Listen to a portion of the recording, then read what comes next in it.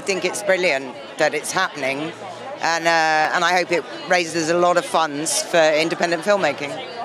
Why is it so important to support independent filmmaking, especially here in the UK? Because I think we've got a real wealth of talent here. I mean, that almost goes without saying. The most eclectic talents, and there's a very, very good film community. But also, I think, to support up-and-coming new talents. I'm myself just starting out as a fledgling director.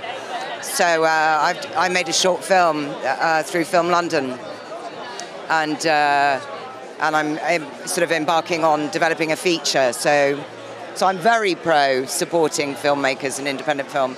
But yeah, I don't think this country is artistically like anywhere else. I mean, it's exceptionally sort of, well, it's exceptionally unique, and there's such diversity, and there's such more and more support of that.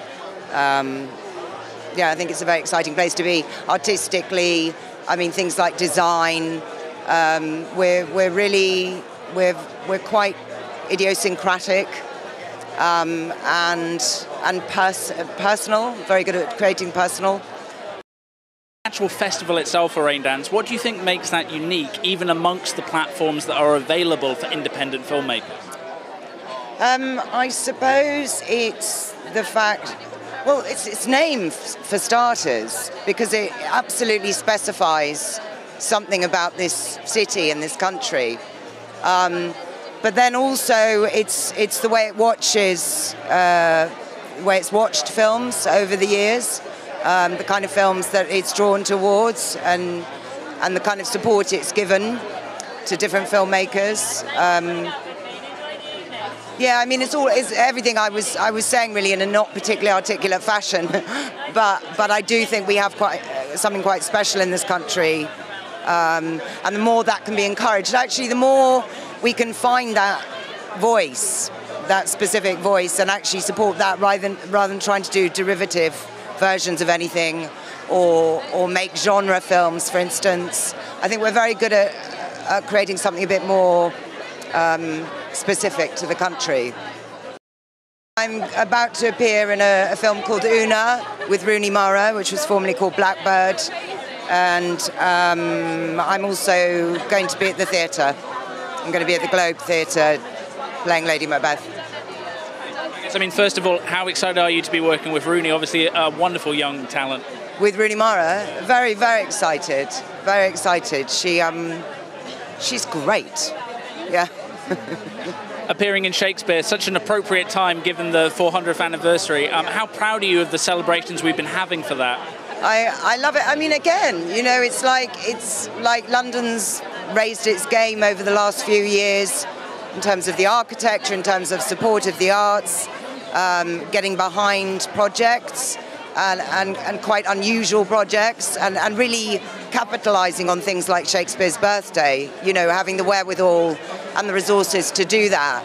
I mean, already the South Bank's a bit buzzy, and there's that walk that's been, and it's a very interesting time, and I think the Globe is quite alive with it all already. There's a lot of box office activity, which is good, and yeah, and also the fact that Emma Rice is the new artistic director, so that's great to be a part of her inaugural season.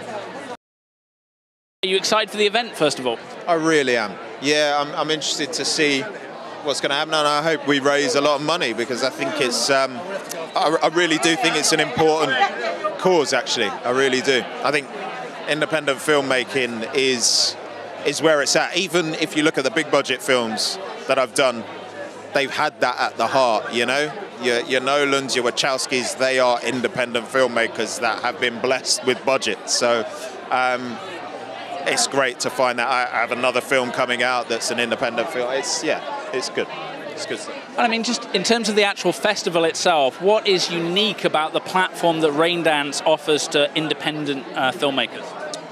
Well, having been through the process, so at the same time as Interstellar came out, there was another film called Panic that I did, and it's interesting, you know, that was a film where essentially filmmakers that had got together on a set previously as kind of showrunners, as kind of runners, and assistant ADs, and come together and thought, let's actually go out and make a film. So they do that. They manage to get together money, and then putting it out there and getting people to see it, in some ways has been the hardest part of that journey.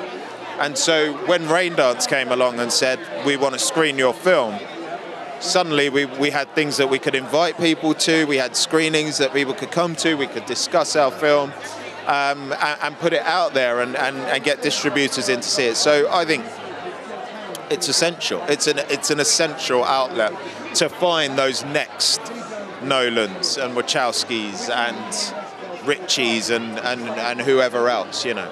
So when you say that someone like Christopher Nolan is an independent filmmaker, despite the budget he now has, what do you mean by that? Can you quantify the way in which his filmmaking approach and technique is perhaps different from someone who's just come through a studio big money system? Yeah, I think I'm going to use the word integrity. Bear with me. I'm going to talk about it, but I don't. This is not to say that someone who's come through the studio machine doesn't have that, but I feel that knowing Chris and knowing the way that he works, he comes up with an idea, he writes it along with his brother a lot of the time, and they go, and people will fund that. And literally, I think I saw the execs twice on a 4-month shoot, so it felt like doing an independent film, just on a larger scale. But then when you're doing a studio film, you may see the execs and the studio. You may feel the studio's presence a lot more than, say, someone like Christopher Nolan or an independent film that you're doing, a lower budget one. So that's what I mean by it resembles, and I mean they are independent filmmakers at heart.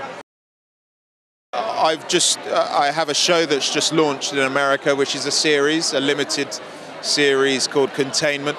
So that's out July here, I believe, but is running there at the moment. And I'm here doing I'm doing a film that has Hollywood money, but again, essentially an independent filmmaker that has done very well for himself, and now has written this amazing script and invited me to come and be a part of that. So I'm doing that, shooting that in Pinewood over the next couple of months, and then perhaps back to the States to do some more stuff. There's a bit about Containment for UK fans before we get that in July. Yeah, this is a project that I absolutely love. I think it's based on a Belgian series called Cordon, and essentially it asks the question of what happens if you take a situation that we would usually associate with a developing country or a third world country. What does that even mean?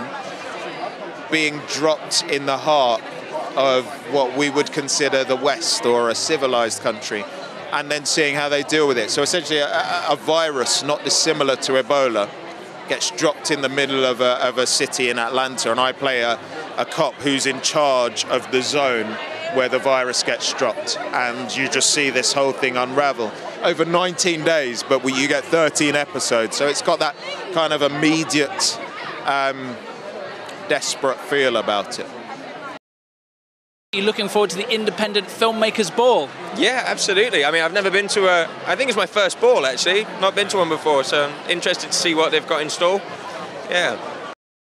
But I think independent film, especially, like British independent filmmakers, need support. I mean, I've been working a lot with independent film, and I see how much hard work goes into, getting films out these days, and it's, people really put their life and soul into it. So I think it's great if people can help out, At the moment, I've got 3 films coming out. One called The Receptionist by Jenny Liu, one called Alley Cats, which is about London bike couriers, and one called Modern Life is Rubbish by Dan Gill. And it's they're all independent, and they're all based in London.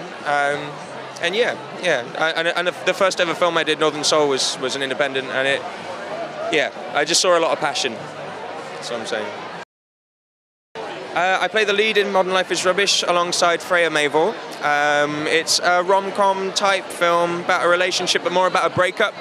My character is in a band and he's struggling, and it's kind of it sort of flashes between 10 years of the relationship to where before they broke up, and it sort of shows a lot of their history and stuff. So it's feel good. It's good. I think there's a lot of sort of very niche and underground scenes that people can explore in independent film, more so than the big budget sort of, it gets to a certain level where things are more about effects and dazzling people, and I think there's a lot more true stories to be told in independent, but they all have their benefits and their positives. Hey, how you doing? I'm Spoon from BMA. It's fantastic to have you here with us tonight. Are you looking forward to the Filmmakers Ball? Absolutely. It's a great opportunity to celebrate the work that they've been doing, and man, where else to be right now than supporting the scene, supporting the industry, and I'm buzzing already. So many people here ready to have a good time. What makes the Raindance Film Festival such a special, such a unique event? I love supporting independent filmmakers, generally, just people that are willing to just take that chance, put their money where their mouth is and just give it a go. So it's great. What are you working on yourself when you're not here partying the night away? I'm working on a few things I can't talk about at the moment, but yeah, we'll definitely be having a chat another time soon. Jazz, it's fantastic to have you tonight. Are you looking forward to the Filmmakers Ball? Yeah, I came last year, it was awesome, and hopefully this year it's going to be bigger, better and more exciting. So, why do you think it's so important to support an event like Raindance? Because it's the people that have the ideas and the dreams that make the industry what the industry is. So it's important to support independent filmmakers because they're the ones that are going to be making the next big thing. And it's important. Creativity is important, and it's not supported enough. So having an event like this where we're celebrating the fact that people have taken their passion and turned it into a career is amazing. Is there a particular indie film that you've got a soft spot for that you're a big fan of? Oh, indie film, I wish I could think. Because a lot of the films like I watch tend to be more sort of quirky. Like there's a film called Antiviral. Like, do you know Antiviral? I don't know if that counts as an indie film, but that's a great film. I love that a lot. So anything a bit weird or quirky or conceptual, I really enjoy. So. What's coming up for you yourself at the moment? I've got a guest spot on a TV show, like doing magic. So that's going to be exciting. And I'm working on my own series. What kind of magic are you going to be doing on the guest spot? Hopefully nothing too dangerous this time. You know me, it's always dangerous. Where's the fun in not, You say you're working on your own series. Obviously that's going to be based around magic. Is there a specific angle or a specific theme that you're going for with that? Well, I can't give away too much right now, but let's just say we're trying to bring back a bit of the edge to the kind of on-screen magic that's kind of disappeared over the last sort of few years. It's all become very cool, very street, and I think it's time to take it back to its creepy roots. So yeah. I'm a huge fan of Elliot and everything he's done at Raindance, so whoop whoop today, and the fact that it's 25 years, so celebration as well as lots of fundraising, and I'm absolutely chuffed to be here.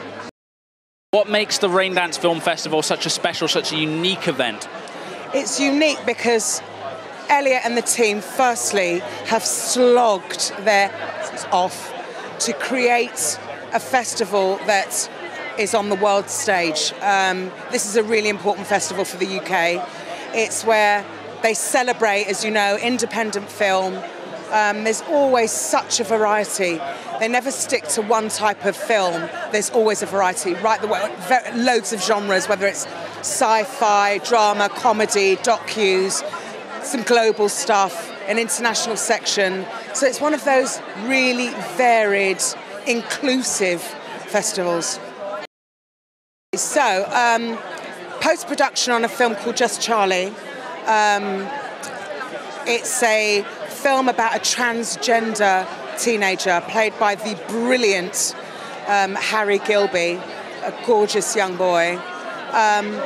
It's a very and also directed by Rebecca Fortune, who's fantastic.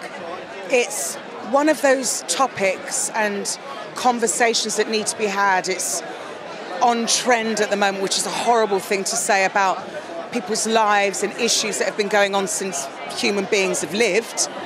But the fact that now people are putting a bit of money into it in order to make films, looking at, for example, a teenager in Tamworth. So a very ordinary place, an ordinary kid who doesn't feel right. I'm very pleased to be part of that and proud, to be honest, because that's what independent film's about. You know, educating, giving a voice. So yeah, really chuffed to see how that comes out. Are you looking forward to the Independent Filmmakers Ball? Absolutely. Great event every year. Important to celebrate independent filmmaking. And I'm very passionate about film, so it's going to be nice to sort of exchange ideas and share the passion. Why do you think Raindance specifically is such a unique and important platform for independent filmmaking? Well, you said it in the title, the independence. I mean, making films is so hard these days, so to encourage individuals to get out there and get their idea made, you know, we've got a lot of artistry out there that deserves a place on the big screen. So I think any initiative that's going to encourage that is brilliant, and this is obviously one of the best, so yeah. Right now, well, I'm on a songwriting break at the moment before the next filming job starts, so I'm going to start something quite soon for the BBC, which I'm going to remain tight-lipped about, but I'm very excited. Got some theatre bits and bobs coming up as well, so yeah, no, it's very, very busy at the moment, so it's nice to sit at the piano and write some tunes. And in terms of that writing, is there anything in particular that's inspiring you at the moment? I'm actually working on a lot of country music at the moment, though having said that, I'm going to contradict myself and say that I wrote something that's very Bruno Mars the other day. So, no, we're just trying to push the material. I'm working with a lot of great songwriting partners and other passionate individuals, and dagnammit, this publishing deal will skyrocket this year.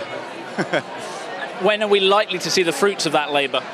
I would anticipate, in all honesty, later this year. That's the plan. You know, it's been a long time coming, but this year we just put a lot more faith and made a commitment to it, and yeah, we'll bear the fruit later this year.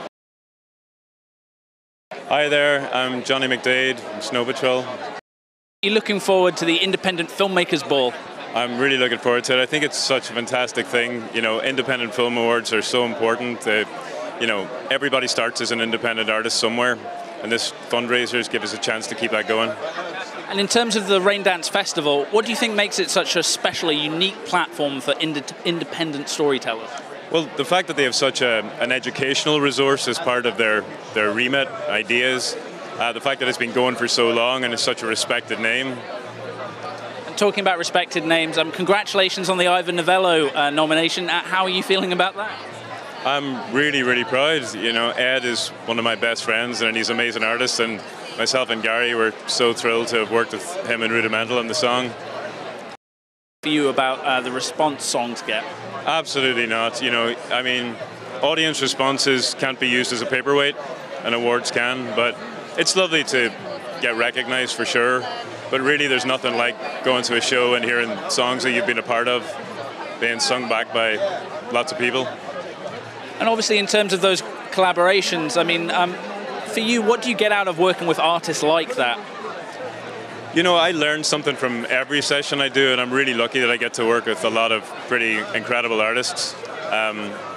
You know, I watch them take a song from an idea, sometimes in a hotel room, into a stadium. So it's such a gift to be allowed into that process and made a part of it. This has so far been a year of loss when it comes to music icons, David Bowie, Prince. Have any of those losses felt particularly painful for you for personal reasons? I've been influenced by all of the artists, really. It's you know, it's always so sad when someone, an icon passes away, but what they leave behind is this incredible legacy of inspiration for us to draw on forever. I've just finished working with Ed on his next record out in America, and it's just stunning, absolutely stunning, and I'm about to leave on Monday to go out and work on the Snow Patrol record, and that's pretty inspiring. I mean, it's really sounding, it's the best thing I think that we've done yet. I mean, obviously fans will be so excited we're going to get the next Snow Patrol record. In terms of, I mean, you say it's the best thing you've done yet. In what way? I mean, what do you think is going to distinguish it from what fans already know and love? It's really fresh and exciting. I think Gary is writing out of his skin. You know, the ideas are coming from his heart, but a different place. You know, they're new approaches. It still has the essence of him in it, but there's a freshness around it. I know it's very early, but is there any particular tracks that you're especially excited for fans to finally get a chance to hear? There's a track that we that's been around for a while now, that has been a kind of a barometer for a lot of the record, called Life on Earth. And when people hear that, I think it'll really floor them. Every single one of you, come see us play live. You better. When are they going to get to see you play live? Next year. Yeah, maybe at the end of this year we'll start doing some shows. We'll have the record done this year, and then next year, come see us play live. Dude, I love Elliot. I love what he's done. 25 years now, and he champions, you know, independent film. There's again the educational resource. He's just an amazing guy, and you know it's very hard to get films made, especially as an independent filmmaker. And this is the guy that, you know, champions new talent and helps make that happen. So I'm really excited to be here. I'm very proud to be invited. He's a great guy. It's a great event. It's a, you know, I'm looking. It's the 25th Raindance this September coming, I believe. Hopefully, a couple of my films will be in, because as well as Villainy, I'm directing a lot more. I'm directing an enormous movie. I can't even say what it is at the moment. It's so big, but I'm very proud. It's about. I'll give you one clue. It's about a boxing legend. And it's a true story, and that'll be announced in the next that'll be announced at Cannes. But yeah, no, it's a great event. Great to be here. Elliot's a lovely guy. I'm so proud of what he's achieved over these years, you know. I've just done The Fantastic Beasts with Eddie Redmayne, the new J.K. Rowling thing, which is great. We're doing a remake of The Crow.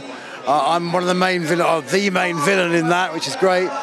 Give Them Wings, Bogeyville, Iron Gate. So I've got a lot on my plate. I've got about 20 villain scripts on the table, so I'll be killing a lot of people this year, you know. And I'll get killed as well, obviously. I always get killed, you know. Talking about the Crow remake to begin with, obviously you're working with a fantastic young director on that one. Can you talk a little bit about that experience? Well, I don't know much about it. I'm off to Malta to do some rehearsals next week. I have no idea exactly what. I haven't even said the script. They're being very secretive about the script. But it's very exciting. I mean, apparently I've got a run on the ceiling. I say, can't you just flip it in post? No, you've got to run on the ceiling. I said, but seriously, just flip it in post. I'll run along the. But you know, we'll see. It's very exciting. We'll see. It's been very, very hush hush, so I don't know what's happening about that. Interested to see that Mission Impossible 6 is now in pre-production as well. I wonder if they'll call me back to electrocute me again in that. We'll see. You know. Fantastic Beasts, a huge franchise to be part of. What's it been like? I guess, particularly JK. I know she's been very hands-on with this. It's weird because part of the remit that she said that she wanted everybody to be treated really well on the set, and everyone. I mean, I've been on a lot of big sets, but the catering on this was the best I think I've ever seen. And just the whole ethic on set was wonderful. You have to remember that J.K. Rowling came from literally nothing, written all these amazing books. Have you seen the Fantastic Beasts trailer? It's fantastic, and they're only, I don't know, about a third of the way in post, so I think there'll be more trailers released. But it's just a wonderful franchise, and, you know, Daniel Radcliffe was great as Harry Potter, but he was an unknown, and he sort of came through, and he became Harry Potter. Whereas Eddie Redmayne is already a brilliant and wonderful and established actor, so he brings so much more weight to the franchise. Not more than Daniel, because Daniel was Harry, but he brings this new kind of weight to bringing the prequel. This is basically the prequel to Harry Potter, bringing it forward and making it very interesting. I'm so honoured to work with Eddie. He's such a humble, lovely guy, and a brilliant actor to watch, a brilliant actor to work with. You know, fantastic. He's a fantastic actor. We've seen little snippets, obviously, as him as new. What do you think fans can expect from the character, though? Because I think we still kind of don't really know exactly what kind of a hero he's going to be. Well, they're trying to keep that. I mean, the film was actually codenamed Boswell for a long time. It wasn't even called. When I first got booked for it, I didn't even know what it was. That's how secretive they were. It's difficult to say exactly what his character is, but he's very, very clever, and he has a few unfortunate things that happened to him, and it really is. I hate to say it, but could it be more magical than Harry Potter? I think it is. The way it's crafted, it has so much finesse. It's just beautiful. Really, every frame is beautiful. It's going to be a wonderful piece. I can't wait. I'm so excited. Do you think, again, it's a good thing that they've got a backbone of British talent in the film? Obviously yourself, Eddie, and Colin Farrell as well. Yeah, no, a lot of British, well, Irish, don't forget. Remember, I'm half Irish and half Sicilian, so I'm born in the East End, you know. But yeah, no, a lot of British talent, and it's so wonderful that they're still making these huge films here. I mean, they could. This is basically a huge American. I mean, it's American funded, of course, but they're still shooting here, and it's great to see the British industry alive and well. Where Pinewood is always busy, Leavesden, or now Warner Brothers Studios is always busy, Shepperton's always busy. So the British industry is, film industry is alive and well for sure.